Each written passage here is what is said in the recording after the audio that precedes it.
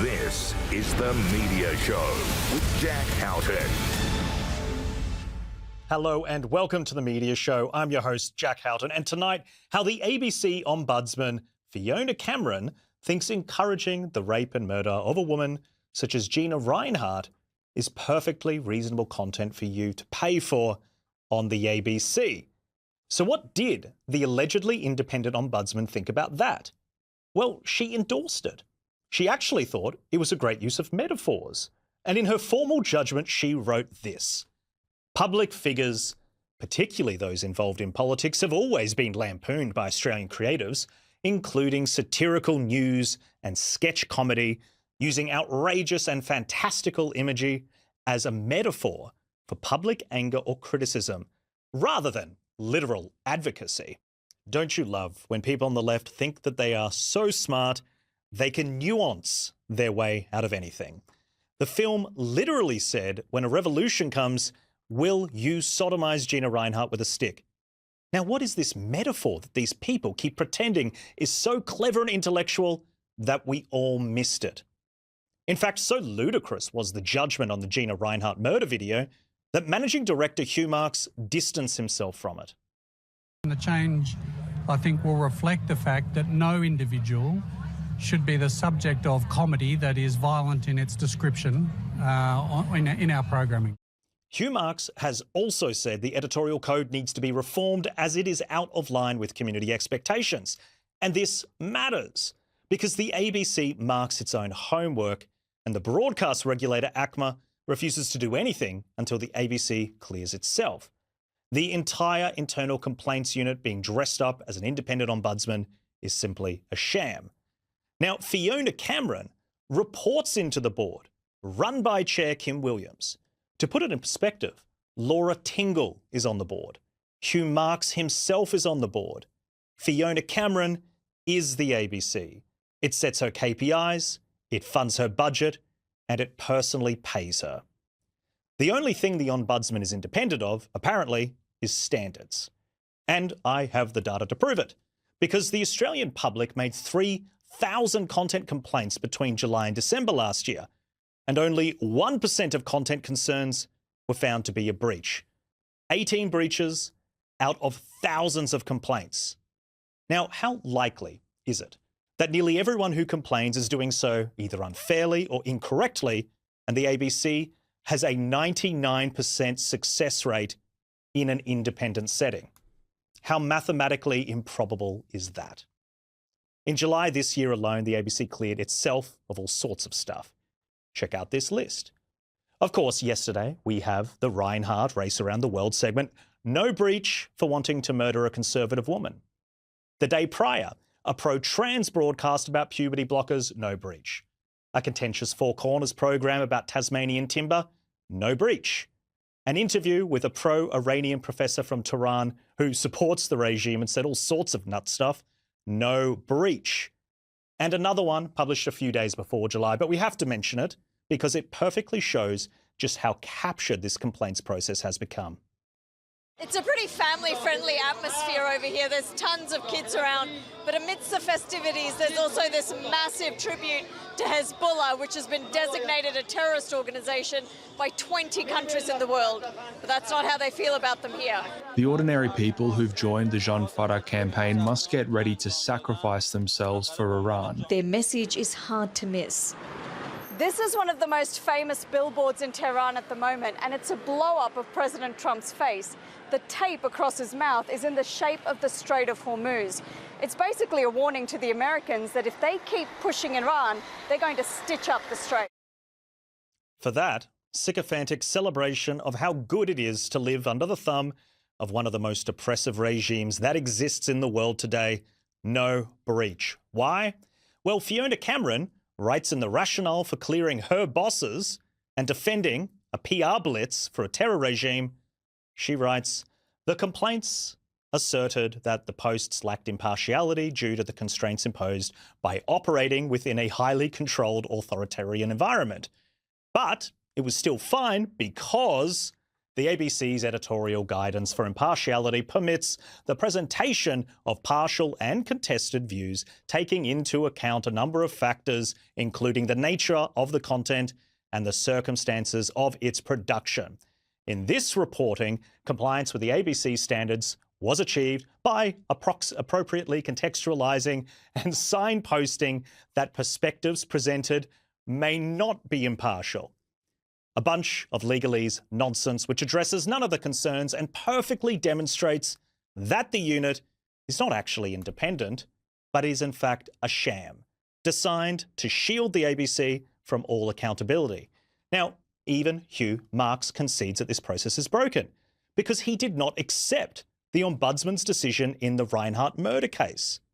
They cannot be allowed to mark their own homework, not when the ABC has such important influence over discourse and pockets $1.3 billion every year from taxpayers struggling through a cost of living crisis.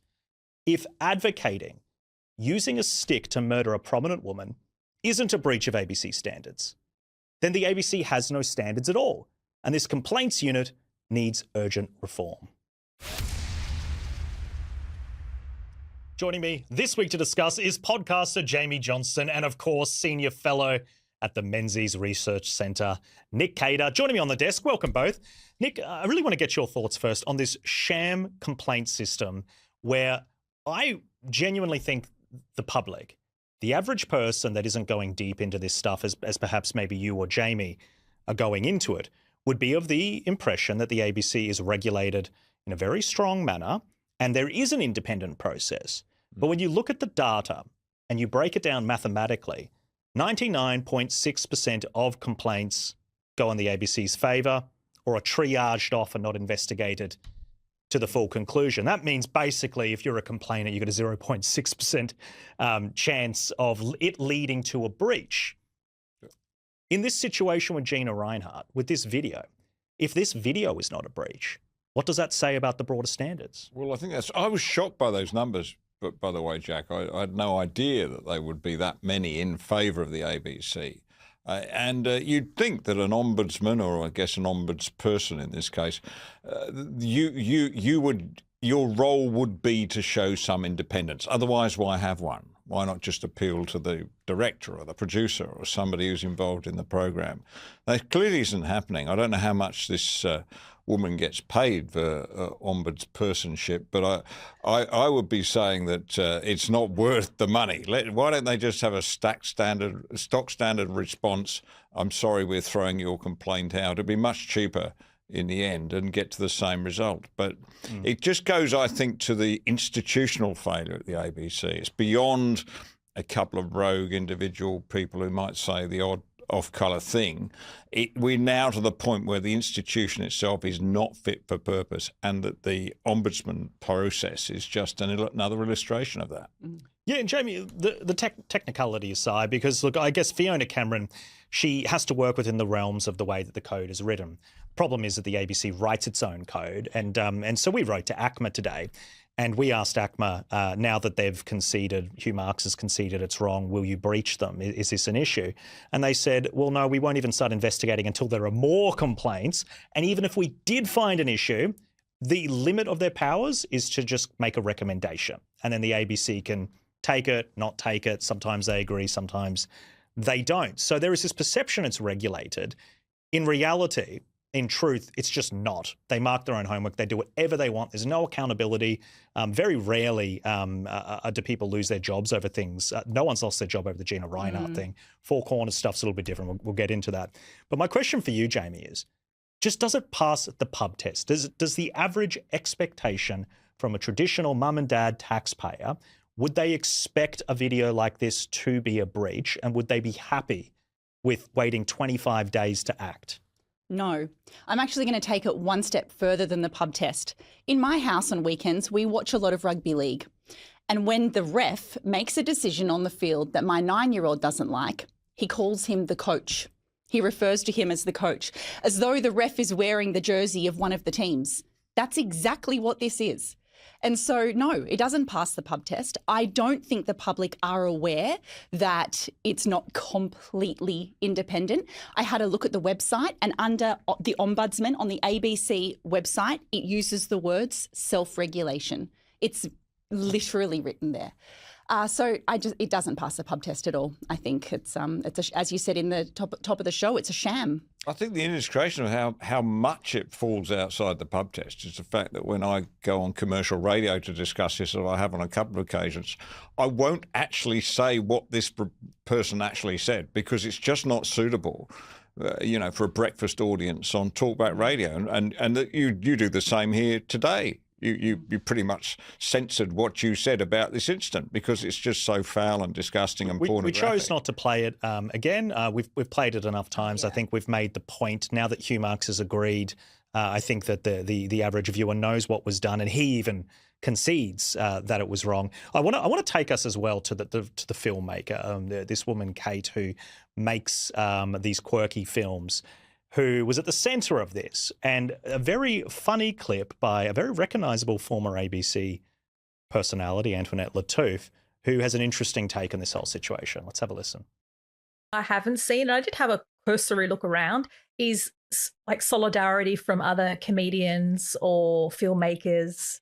Yeah, for Kate, who'd be feeling, I don't know, I can imagine all of these players. I know, suddenly criticising you the and health minister has watched your film or evidently probably hasn't, but knows who you are. Yeah, or maybe Kate was a massive Dawn Fraser fan and this is heartbreaking for her. Who knows? All I know is that I haven't seen solidarity. Have you?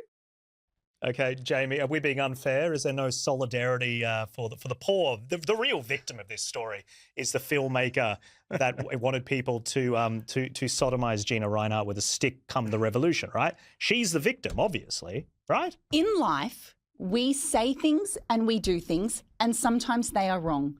And there are consequences, and we go, oh dear, I pushed it a bit far. I won't say that again, or I won't do that again. It's learning, it's consequences. 100%. I don't care if she's black or white or male or female or young or old. It was wrong, and her apology was not heartfelt or sincere. Liberal lefty. No, I know. And she looked down the camera when she was warned the Ombudsman had probably come after her. Remember on the show, she looked straight down the camera and goes, she's not worried. Well, that's ridiculous. A really good point. She laughed it off at that. But Nick, what do you think? Well, I feel some sympathy for her. I mean, she when you're in your 20s, you do say stupid things, and in my case, you do stupid things, and you hope they don't get noticed too much.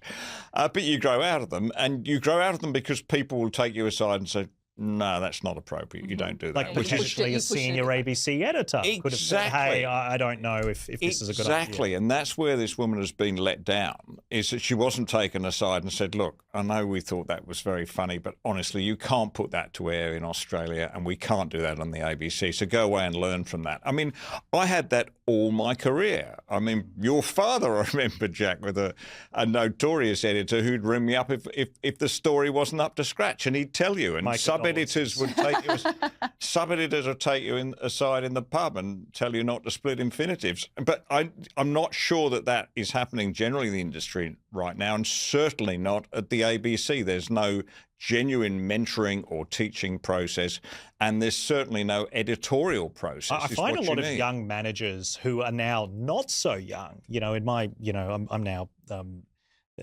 mid-30s, and so it's not a young categorization anymore. And then so there are people who I think that are my peers that don't like to have those tough conversations, and I think they're now into senior positions in the ABC, and it's not a nice thing to have a tough conversation with somebody about content.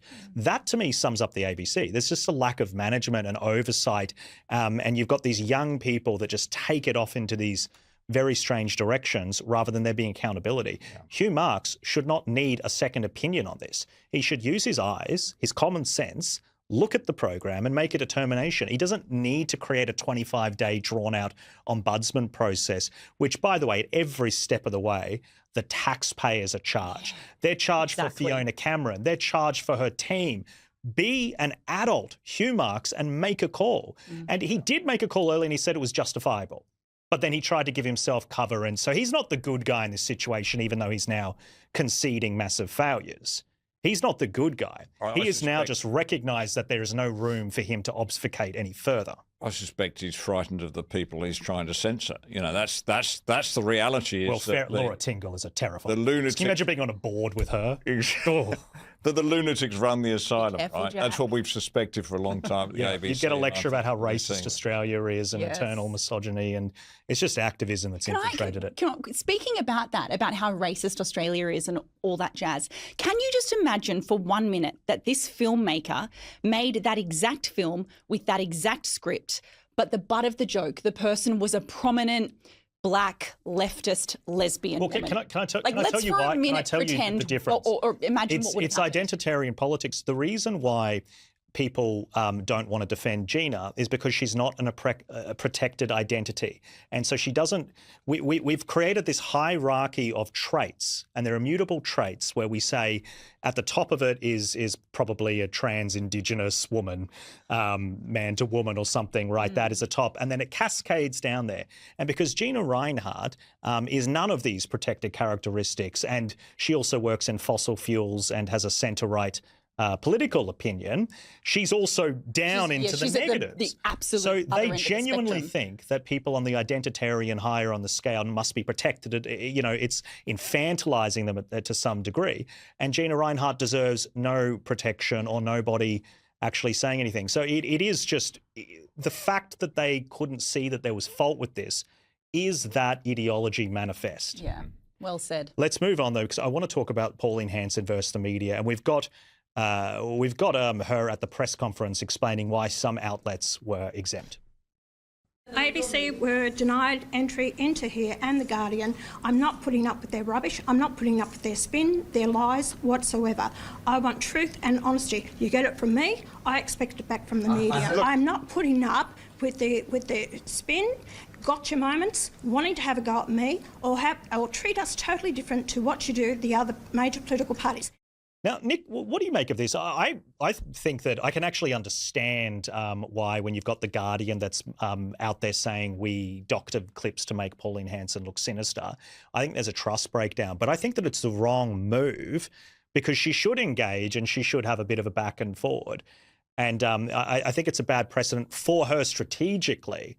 But is there any law that a journalist should be entitled to access? She can invite and allow whoever she wants to into a press conference. I'm probably with you. She'd be better off letting them in. In fact, I mean, whenever the ABC or the Guardian or anybody has a go at her, it always boosts her publicity and it always boosts her. Her supporters will say, "Well, good on you. If the ABC is getting stuck into you, I like you even more." So I'm not sure that it has that effect on her. So let them in. But anyway, she's being talked about yet again because she's banned them from the press conference. So I suppose it's a win-win-win-win, isn't it, for one nation? She can have a crack. I will make the point, Jamie, that Labor ministers regularly boycott our programs. Ross Greenwood, the economics editor of The Australian and the economics editor of the AFR, there was a bunch of reporting done that Jim Chalmers was just refusing to do media with them. Yeah. You don't hear the Sydney Morning Herald, which is now a taxpayer-funded organisation, by the way. You don't hear these self-righteous journalists complain when the very people in power won't be accountable. It's only when it's politically convenient. That's the problem that I have with this. It's all very selective, the outrage. It is incredibly selective. And what I want to highlight yet again that I said a couple of months ago on this very show, sitting here with both of you, was that I wore the fact that I had been blocked by Zali Steggall very proudly as a badge of honour. But in all seriousness, there are other politicians in this country on the left who delete and block people all the time. All the time. Really just because it is not mass media and it's not journalists doesn't make it right. I'm sorry, you should not be deleting or blocking constituents in this country from asking political questions.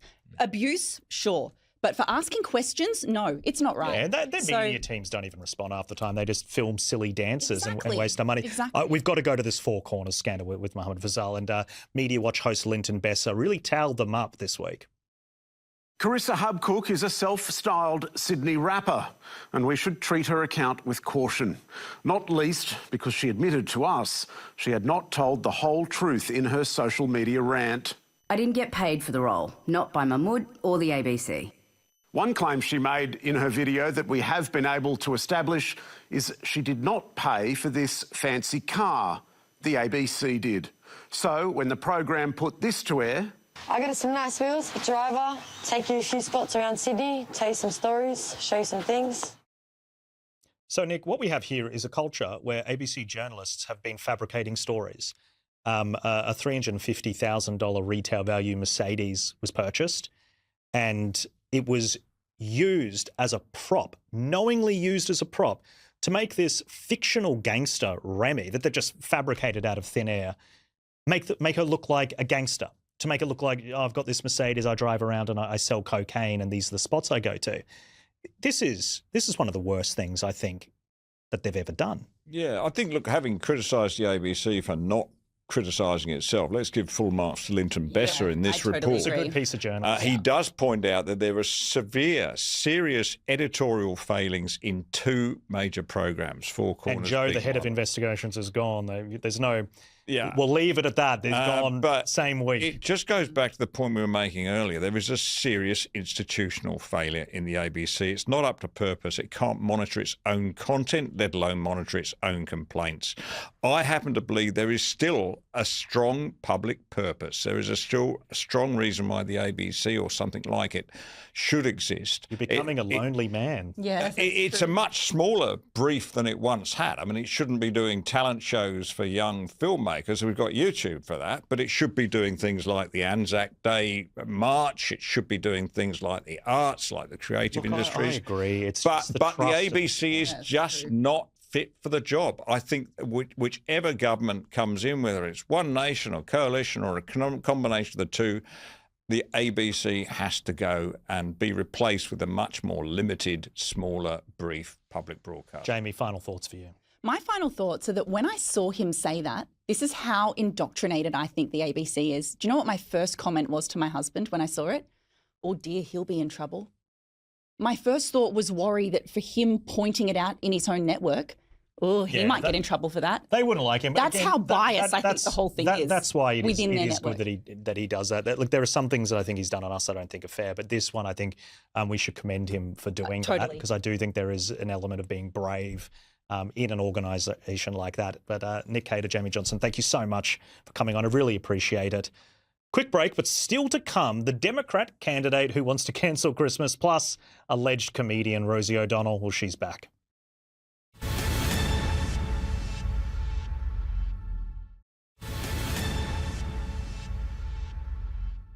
Welcome back to the Media Show. Now to America, where the public is starting to learn a little bit about these new Democrat candidates. You said Americans should cancel Thanksgiving, should have done this in 1621. The post has been deleted. Republicans have been highlighting it. Do you still believe that Thanksgiving should be canceled? No, I always think my hospitality background in owning a restaurant for 7-8 years, that bringing folks around the table to share conversation and build community is always a good thing. But Thanksgiving is also a time that's incredibly painful for many people in our communities. What do you have against Halloween? I just don't. It's kind of. This is. I don't have anything against it. I just don't feel the need to have to participate, and it's fine for kids. This is not a I dislike. I'm not a super fun person. Joining me now on the desk is the star host of The Power Hour, streaming across all of News24's digital platforms and particularly on YouTube. We've got Gabriella Power on the desk. Hello, Jack. Welcome back to the show. Thank you for having me. Now, do you hate fun? Well, Francesca Hong at least admits that she's not a fun person, and I mean, what a sell that is. I'm Sounds not like a fun you could be a good person. politician. The Democrat Party. I mean, thanks. If you hate fun, then sign up to the Democrats. Seriously, I mean, who is she targeting if she hates Halloween, a tradition that's lasted thousands of years? It's very popular in America. We know it's not as big over here in Australia, but even I've got memories from growing up as a kid on the northern beaches of Sydney, and we had an American family that lived down the road from us, and then they would gather all the families in that neighbourhood to come together, get dressed up and participate in trick-or-treating, and such a great activity. It's the one I'm most jealous of. We also had a neighbour that was an American family, did the exact same thing for the street growing up. It was always the holiday that I was most envious of because of the food element and the... Absolutely. So does she hate food as well? I mean, who hates chocolate? I don't know what I'm more offended by. They seem to just kind of hate the tradition and it's kind of... I think they see it as kind of a colonialist kind of hangover. No, they do. And this is what it is. So even though they probably love it and partake and everything, they have to their base and to the media, they have to put on this front that they reject all kinds of Western traditions. Do you think it's a front? I think these people genuinely hate fun, Francesca as in she's particular seems miserable. and hates, absolutely. And then she's appealing to the most miserable people in the country who hate America, who hate American traditions. That's a great segue. Okay. Because we've actually got Rosie O'Donnell. Oh, who also hates America. And she's back. So let's see what she's got to say. So here's what I want to say to Jesse Waters and his gang of unruly reporter yellers at the theater today. No, I don't want to speak or answer a question from Jesse Waters. I've never watched Jesse Waters and I don't ever care to. Okay, Jesse, you do what you do. Stay out of my orbit. I'm not afraid of you. I just have no interest in you in any capacity. Tick-tock, you don't stop. Okay, I think, is that our new content strategy for you? We can get you a couple of green hair curls and then get you on Instagram. You're going to make me do that? Yes, do some editorials. Jack, thank you. I'm gonna think about that one. Up for consideration. But what is she accusing Jesse Waters of? Or what is she so upset about? Questions. Asking questions, exactly. Jesse Waters, what's his big crime? He sent his producers to go out and ask questions to Rosie O'Donnell, and she's all of a sudden offended. I mean, this is the woman that left America because Donald Trump became president once again, yet still does a lot of media appearances, including mainstream media. There was a 60 Minutes interview, a sit down with Rosie O'Donnell last year on Australian television where she talked about her, the threats to her life because of MAGA, and yet she goes back to America, attends red carpets. She's set to go on The View for their 30th anniversary season. But yeah, maybe that's her content strategy, to put rollers in her hair and get angry at Jesse Waters. What about the greatness of the institution of American journalism? And the left is always saying that. They're always protecting it. How dare you attack journalists? Where is she now? Why can't journalists ask her a question? She can respond as such.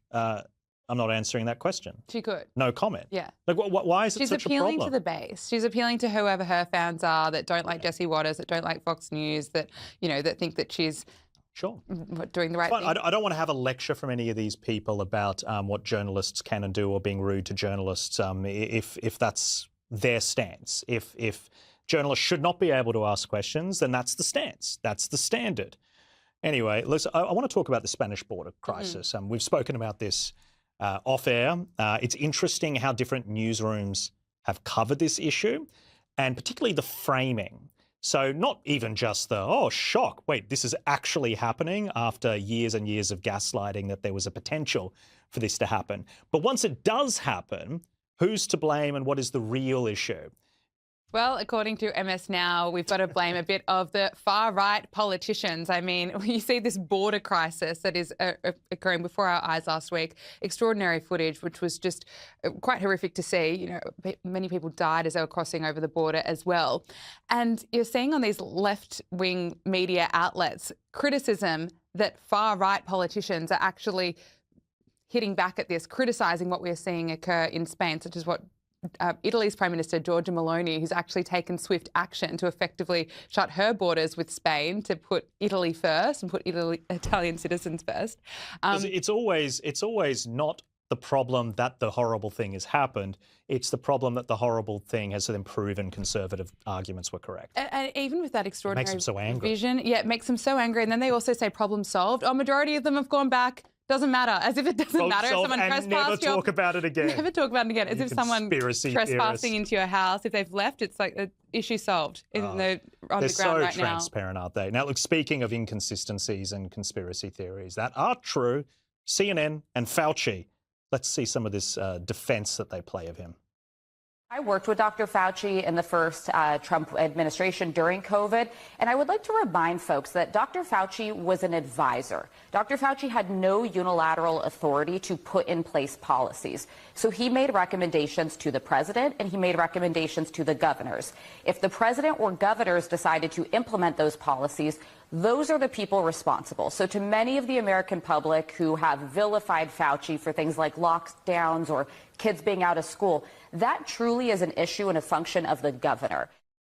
Well, aside for that characterization just being false, why are they doing his PR? What is the obsession with setting out a defence for this guy who won't even do it himself? He was given an opportunity to defend himself, wouldn't do it. Indefensible. I mean, I am still shocked by listening to that clip. I mean, no one is defending this guy anymore. How can you, after reading his diary entries where he was bragging about all his media appearances, meanwhile people were getting sick? You can absolutely put the blame on him. He was the top expert, the top advisor, the person that everyone was listening to as they were shutting down schools, as they were taking extraordinary measures, really taking away, so many of our freedoms.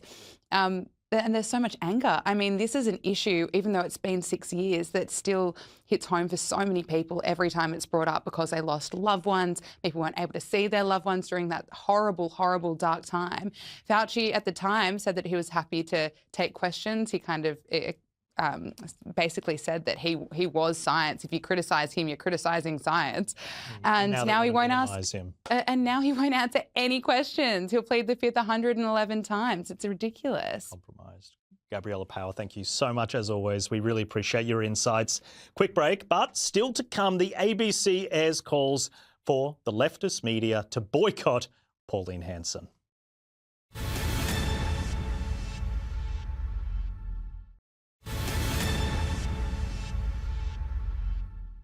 Joining me now, as he does each and every week, is media watchdog columnist for News24, the legendary Jared Henderson on the desk with me. Thank you. Talking all things craziness amongst our peers in journalism. Yeah. There's a lot of that always to talk about. It's a bit of a crazy week, actually. Oh, it's been a very, very crazy week. We've got ABC Radio, Monica Attard being interviewed. Let's have a listen. So is there then, Monica, any way to stop this? How do we ensure that One Nation does face the scrutiny it should ahead of this Victorian poll in November, but also, of course, ahead of a federal election in a few years' time? It's hard to imagine, for example, Sky News reporters walking out in protest at her banning ABC reporters or Guardian reporters or Nine Media reporters.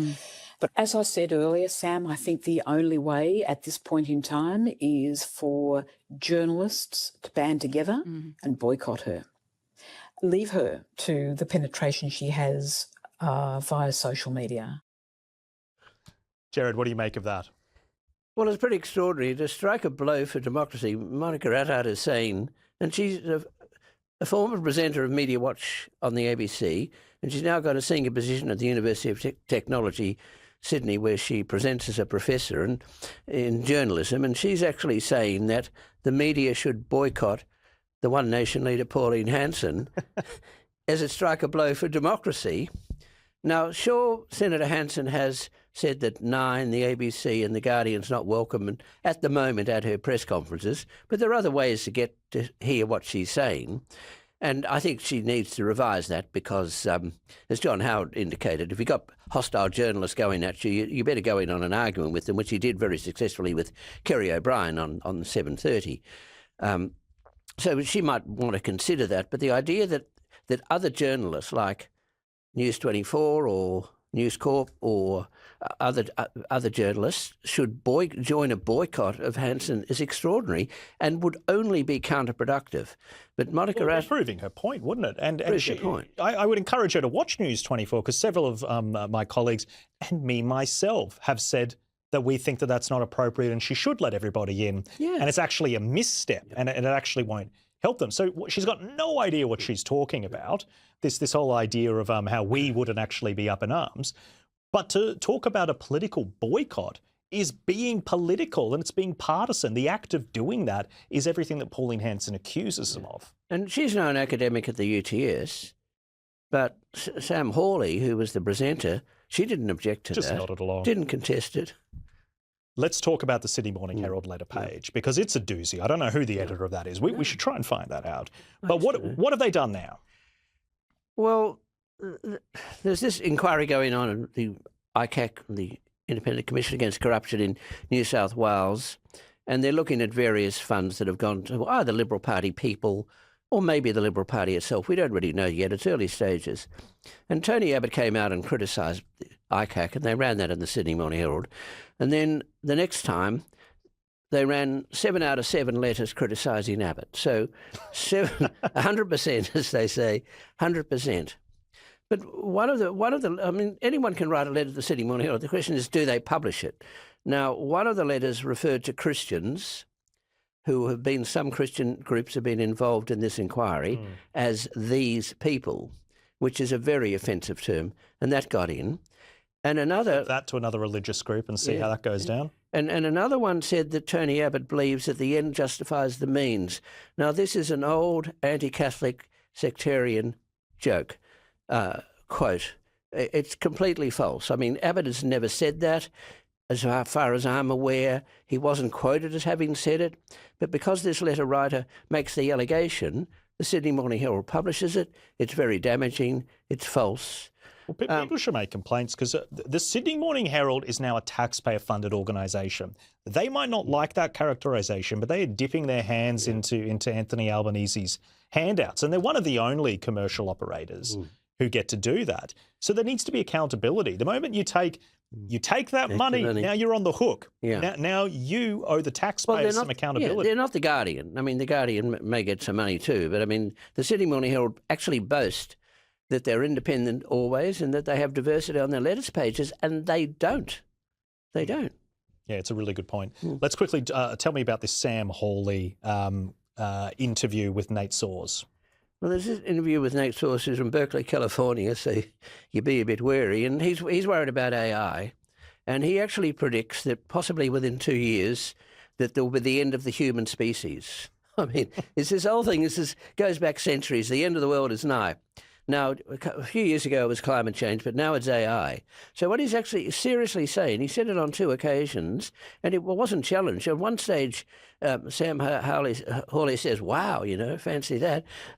No one challenges it. But the idea that computers are going to take over you and me in 2 years' time, well, I mean, it's pretty crazy. I agree. Shonks have been saying that for the last 2 years. It would be sentient now, and it hasn't happened. I think a lot of the claims have been overstated. Jared Henderson, thank you. Really appreciate your insights as always. Now, that's all the time that we have for this evening, but stick around, because up next is Lefties Losing It.